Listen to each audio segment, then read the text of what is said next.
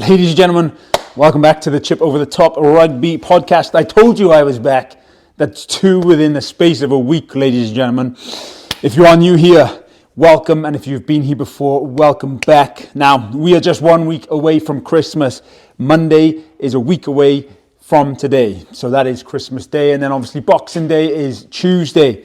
And I think for the very first time this year, due to having Boxing Day off for the very first time ever that I've been in America, I will probably be able to watch some Welsh Rugby, which will be good. Happy days. So, unfortunately though, it wasn't all Christmas joy for the Welsh Regions and Welsh Rugby in general, as this weekend's European action was not the best, shall we say, for European Rugby, although there were some glimmers of hope, and I'll touch upon that. Now, before I did get into this, the results of the weekend, I did mention this time last week that the regions are going to have to choose what to focus on, right? They've got to rest key players for key games in sort of like the URC and in the European competitions. They've got to rely on some youngsters coming through. They might even have to rely on some inexperienced semi-professional players coming up. Who knows, right? Time will tell. Not to say that are inexperienced players, but just players who probably haven't played in the professional game and might not be truthfully up to par, up to standard, but we'll touch upon that at the end as well. So, with the cuts in budget and therefore a reduced team size, is it me, right? Or, and I've touched upon this before, would there possibly be a benefit for the regions to maybe train against each other during the week? Obviously, if they're playing against each other on the weekend, that's just silly because you don't want to get tactics or anything like that. But just to get the bodies. Another possibility would be to train against the Welsh Prem squads or bring in the Welsh Prem squads. And that might, give an opportunity for some Welsh Premiership players who are young. And I know that's what they're trying to do with the EDC Cup, which I'll touch upon later. But to see sort of the intensity of what it's like at the next level, sort of the physicality, the conditioning that's necessary to make it at the professional game. Let me know your thoughts on that because, for example, here in America during the NFL preseason, they do that. They train against other teams. It's a recent sort of occurrence, but it definitely helps bring out that intensity, but also maintain sort of that necessary sort of training size in order to train against each other. Like, there's nothing worse, right? You show up on a Tuesday night, for example, let's just talk grassroots rugby here for a second, and you've got 10 players showing up on a Tuesday night for a game on the weekend. You can't really do much in that training session apart from maybe some fitness, maybe a couple 3-on-2s, 2-on-1s or whatever. It's very difficult to do game scenarios, so having 15 on 15 and then, a wider sort of training group as well will definitely make life easier. So let me know your thoughts. Comment below. Diolch and Fawr. So, now, this weekend, as I've already said, was pretty rough for the regions, with probably the only real glimmer of something promising from the Blues, maybe, from the Dragons, possibly. So let's just start off on Friday evening. The Scarlets succumbing to their 7th loss of 9 and only beating Cardiff on the 2 games that they've won this season. And why is this sort of result shocking? Well, they lost to the Black Lions. And if you don't know who the Black Lions are, they are Georgia's professional rugby team. Georgia national team, that is. It's their professional team, Black Lions. They got invited into the European League, I guess as a way to maybe sort of help Georgia progress up, which clearly has done some good for them because they beat the Scarlets at home. Scarlets at home, not the Black Lions at home. So Scarlets were in Llanelli. They were in southwest Wales. And they lost to the Black Lions 23 points to 7 in the Challenge Cup, which is wild if you think about it, truthfully. Now, let's not just put it past the Scarlets, though, because, and here's not to knock the Black Lions, because, yes, they are a professional Georgian side, but just look at the success of the Georgian national team, right?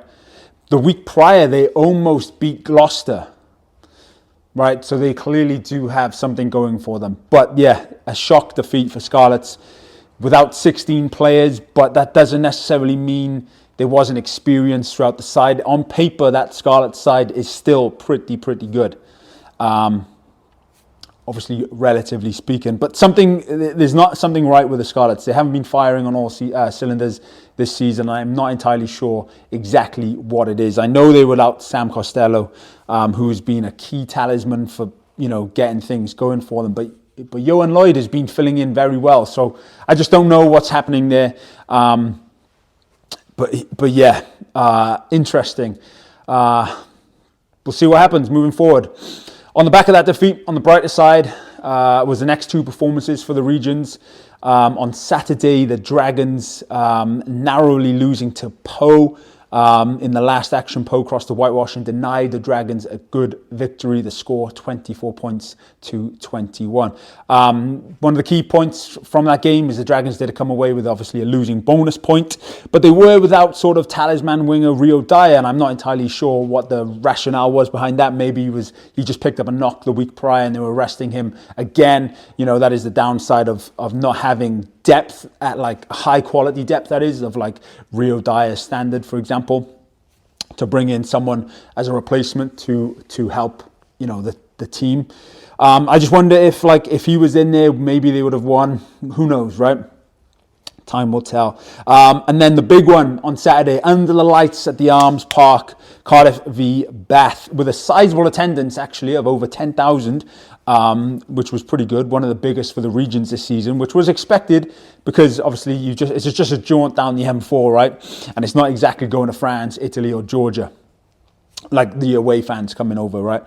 It was entertaining from start to finish, an instant 10-try classic with Cardiff leading for the majority thanks to some good tries from Adams and co. But it wasn't to be, and some suspect passes from the maestro Finn Russell. Cardiff did settle for a losing bonus point. I mean, obviously they didn't settle, they wanted to win, but it came away with a losing bonus point. So it's not like the end of the world, but time to regroup for the next one.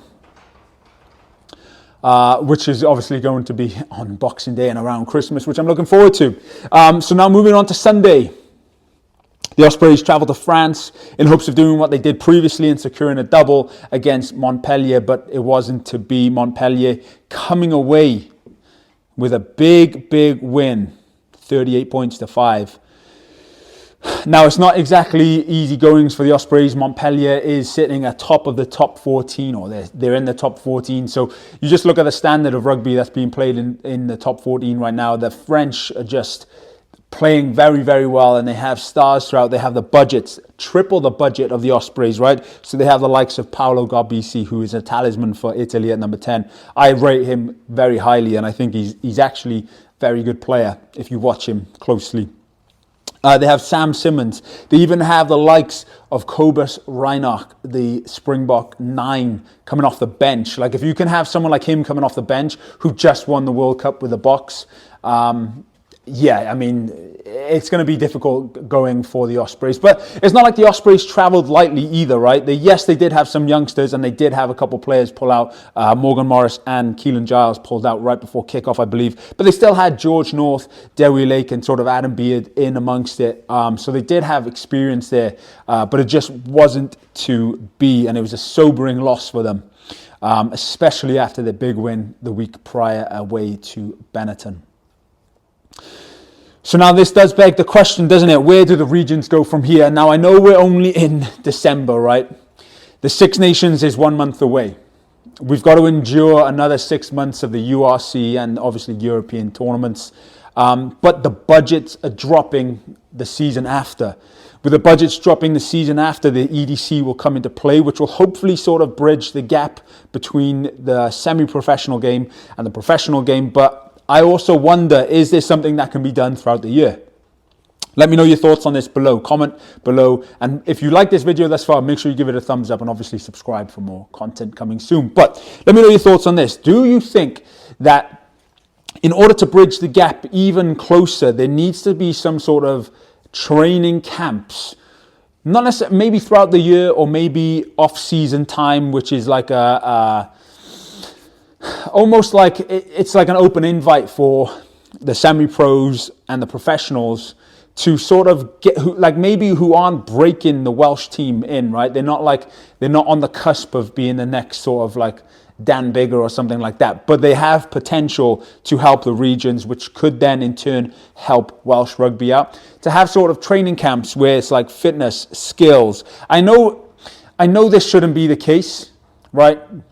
Where like players shouldn't have to do this and the regions should be doing this for their players, but with the budget cuts, is it something like the Welsh Rugby Union should like actually do and have sort of like a training camp throughout the year, pre-season, off-season, where players come in, they get beasted, they get shown sort of different things, they get their skills put to the test and maybe enhanced, ready for the season going forward. And I know that will make things difficult because then obviously you have each region has their own structure in terms of pre-season and pre-season games and so forth. But something needs to be done because there's clearly a big gap right now between Welsh rugby at a domestic, regional level, professional level versus the others. Is 4 teams too much? With the budget cuts, possibly. With not being able to have full strength squads, possibly. So that is up for debate, isn't it? Really, it's one of those things where like, okay, yes, maybe losing a region or maybe trying to sell it privately. I mean, Cardiff, I believe Cardiff might have just been taken over. I need to double check that. But I don't think it was the actual Cardiff rugby team. I think it was the Arms Park, the stakeholders. But there we go. So yeah, welcome back to the Trip Over the Top podcast. That's 2 in 1 week. Like I said, if you enjoy this content, make sure you give this video a thumbs up. Subscribe for more. I very much appreciate it. Diolch yn fawr. Thank you very much. Nadolig llawn. Christmas is 1 week away. I will upload another video, obviously, this week. Probably 2 more, actually, because why not? I'm in a festive mood. Cheers, pal.